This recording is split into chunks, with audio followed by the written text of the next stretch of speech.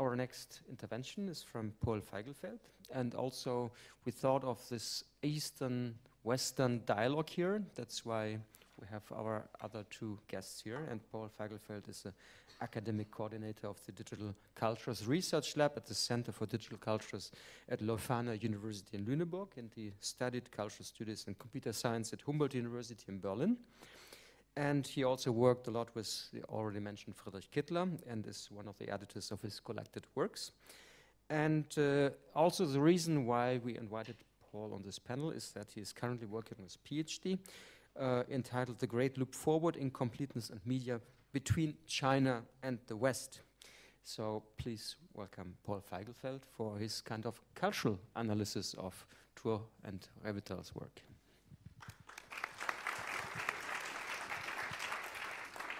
Thank you, Jens. Thank you, Tuur, for the invitation. Yeah, I would be very brief, actually, and come up with two little anecdotes that might give you a little bit of a cultural historical background for what we are talking about here. And one is, as Jens has already mentioned, Asia, and the other one that I would briefly like to go into is a certain kind of condition of possibility also for this culture of measurement, of capturing, and basically the condition of possibility for the scientific, technological, and epistemologic situation that we're in right now. So I will start in the year 1600, where two very significant things happened. And one is that out of one mathematician's work in cryptology, which is also a topic that's of great interest today, symbolic algebra, and with this the mathematical formula was created. So the magic formula started gradually to disappear and gave rise to the mathematical formula, or to the idea of a formalism in general, which then became the chemical formula, the idea of a molecular model, and such.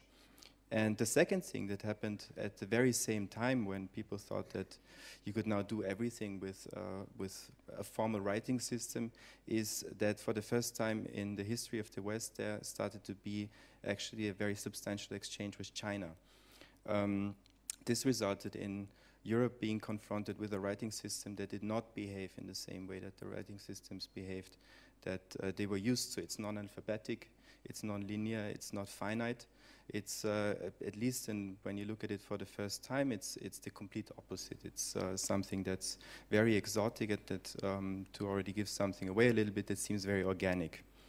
So what happens then in the 17th century, as you all know, with the rise of Baroque science, is the idea of the describability of nature, that nature is a book written in a certain kind of language, namely that of mathematics, and that it can be decrypted, that it can be measured, that it can be written and quantified.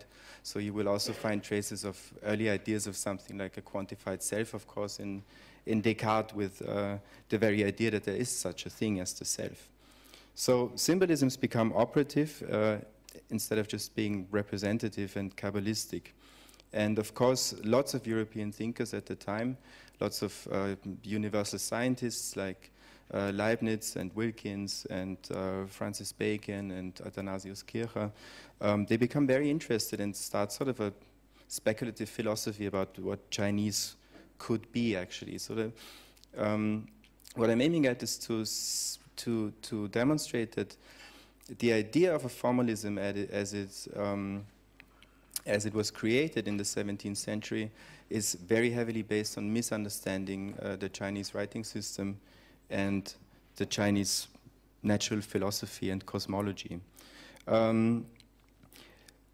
What also happens in the 17th century is then all of these guys start developing such a thing as a universal writing system, a so-called universal characteristic, which has to do with many things. It has to do with Latin gradually disappearing as a lingua franca and mathematics starting to become more and more prevalent. After Gutenberg, you could say also that national languages become more important. So there is a great desire for something, for a unifying principle, to find something like, we still try to find something like a formula for everything. This is very, very heavy in the 17th century. And also, what I think what becomes very, very visible is that in the moment that you start to view nature as something that is a formalism, as we just need to find out what kind of formalism it is. Of course, formalisms also gradually start to be viewed as organisms. So from the idea that the Chinese characters are something organic existing within nature or as an ecosystem instead of being abstracted from it and just describing it from the outside, the techno-mathematical issues of language, the systematic aspect of language for the first time really becomes apparent. So you could say that something like the idea of a biotechnology or of a techno-ecology rather than humanistic technologies or techno-humanism are sort of born there. And I would briefly like to talk a little bit more about Leibniz, because he was the one thinker who did the most work in this field. So first of all, Leibniz can be read as the first media thinker, because while his mathematical work builds the foundation for today's computing machinery, that is, it is symbolic logic translated into logic gates, differential equations, running every simulation algorithm, and his engineering work, especially on a four-species calculating machine, contributed greatly to the idea of the mechanization process of calculation and ultimately also thought. He was also perhaps the first thinker of the postal system, of the network. For Leibniz, who was a graphomaniac who left us with, as Enzensberger said, barnyards full of paper, thinking meant sketching and distributing. Instead of just sitting in his chamber and writing heavy books, Leibniz sent out thousands of letters to his personal network spanning the globe with over 1,200 notes reaching as far as Beijing. At the time, the academy system also begins to free academic knowledge from the church and the court. And being in a network becomes a defining dispositive of knowledge production. Furthermore, Leibniz's way of working on incorporating Chinese knowledge into his system makes him the first truly international thinker, with high hopes but without exotism. Leibniz, who jokingly referred to his office as the Bureau d'adresse pour la Chine, can without exaggeration be said to be substantially influenced by Chinese knowledge on almost all his levels of endeavor. He even published a journal sensationalistically called Novissima Sinica, the latest news from China. The Chinese whispers in our seemingly purely Western lineage of knowledge are much louder and clearer than we usually are aware of, because it is a Western Christian colonial politics of the history of knowledge and its branding. Even when Leibniz invented the binary notation for numbers, China plays a big role. Leibniz didn't know what to do with his binary numbers. Representing numbers with zeros and ones was a mental exercise for him, which did not really have any application as of yet. Initially, it was not zeros and ones, but simply the two most distinct figures in a Euclidean and pre-Socratic way, namely a circle and a line. So Leibniz does what he does, and he sends out a couple of letters. And a while later, which means a couple of years, in the 17th century, he receives a response from a Jesuit priest in Beijing called Joachim Bouvet. Bouvet says, hey, look, your binary construction, it looks just like the construction of the tri and hexagrams of the I Ching, the Book of Changes. You see them today in the Korean flag, for example, but I think you all know what I'm talking about. And those trigrams, it said, they are also the original 8 characters of the Chinese writing system as invented by the legendary Emperor Fuzi some 7,000 years ago.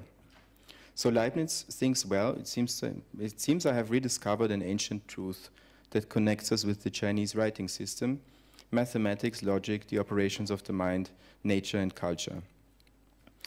And he ultimately publishes his so-called Explication de l'arithmétique binaire, even sketching out first ideas for a binary computing machine.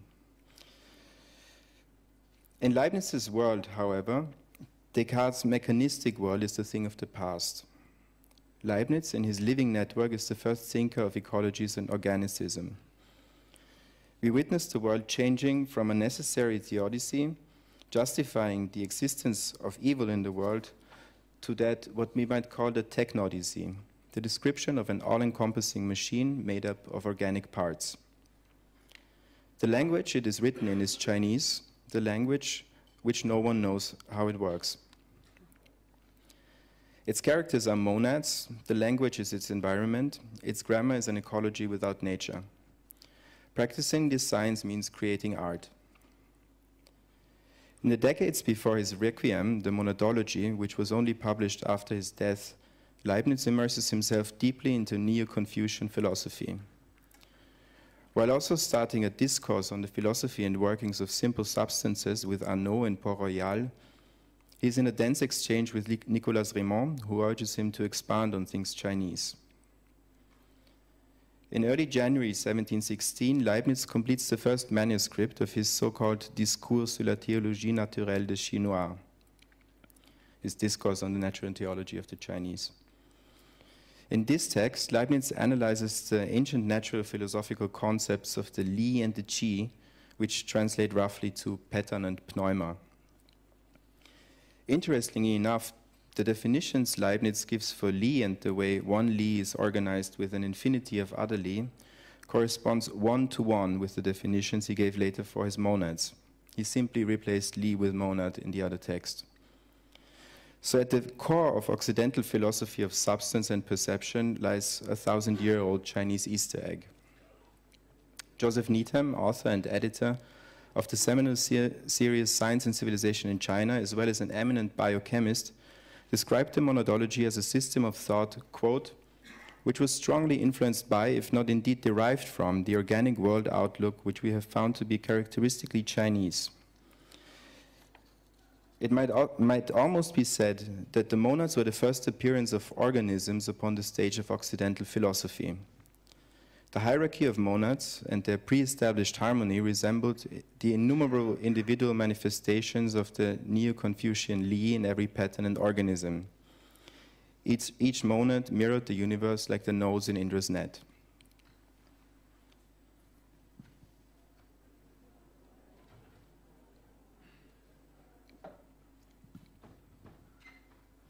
Christoph Habsmeyer, author of one of the last volumes in Needham's series on language and logic, folds this organicism back onto language. Quote, Chinese grammatical structures are only sufficiently well defined to articulate meaning, but at the same time flexible enough not to impose rigid structure where the structure does not serve an articulatory or communicative purpose. The Chinese would then not only have held an organicist worldview, they would also have expressed this worldview in a medium of communication which was much more organically supple and less rigid in its articulatory strategies than languages like Latin or Greek. Grammatical suppleness and flexibility should not be confused with mechanical grammatical looseness or lack of precision. Classical Chinese grammar is certainly much more precise than would appear from the current descriptions. Organisms are precisely structured, subtle things. They are more highly structured than a very advanced rigid device. What I'm suggesting is that Chinese is highly structured in supple and subtle ways, analogous to those of organisms. So in the nativity scene of modern technology, the very beginning of the idea of the technologization of the world, of computability and finitude, there is an uncontrolled growth, which, could it be cultivated and understood, would provide true access to the mind and eliminate the threshold of nature and culture, art and science, technologies and ecologies. But as I've mentioned before, this is all based on a very, very grave misunderstanding of how Chinese actually works. Leibniz dies in the early 18th century, and what he left us with is, of course, this idea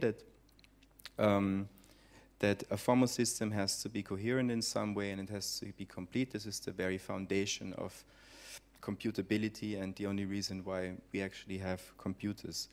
This was then taken to the very limit by two people, namely Gödel in his incompleteness theorem, which was heavily based on Leibniz, and then, of course, Alan Turing and the Entscheidungsproblem. At the same time where these two guys, Gödel and Turing, work, almost all the other great thinkers of Europe, Bertrand Russell, Dewey, Einstein, they all traveled to China. Alfred North Whitehead states himself that his book Process and Reality is essentially the attempt to incorporate Chinese thinking into the Western process of thought. And while traveling in China, Bertrand Russell has a very young Chinese interpreter, a young mathematician and linguist named Zhao Yanren, who would later also become friends with another guest in China, namely Norbert Wiener, the inventor of cybernetics, and contribute greatly to the foundation of cybernetics even later on during the Macy conference in the early 1950s. Chow is also responsible for the first Chinese translation of Lewis Carroll's Alice's Adventures in Wonderland, which became such a big hit in China that it spawned China-exclusive sequels such as Alice's Adventures in China, because what comes after Wonderland if it's not China? So to slowly come to an end, I will just tell you about the short time, that a few years that Norbert Wiener was working at Tsinghua University in Beijing, where he and his Chinese colleague Yokwing Li built electrical networks and analog computers. But at the same time, with Wiener being exposed to the Chinese language and philosophies of Neo-Confucianism and Taoism, philosophies of the organic and of the process, it is safe to say that the very early ideas for cybernetics, with its very special approach to techno-environments and organomachinic feedback processes, came into being in China. I ran through large parts of Norbert Wiener's papers at the MIT already, dreaming, as you can imagine, of hand-sketched circuits and networks mingling with Chinese writing practice. So far I haven't found any, but wish me luck.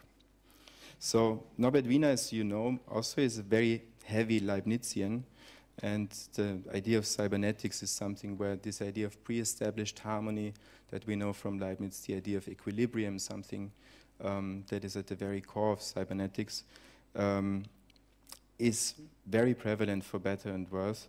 So I think there's upsides and downsides to this way that this exchange and this misunderstanding of different kind of systems and systematizations are still prevalent in the algorithmic capitalism of today.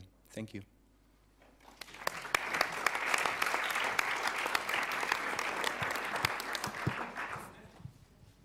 Yeah, thanks a lot, Paul.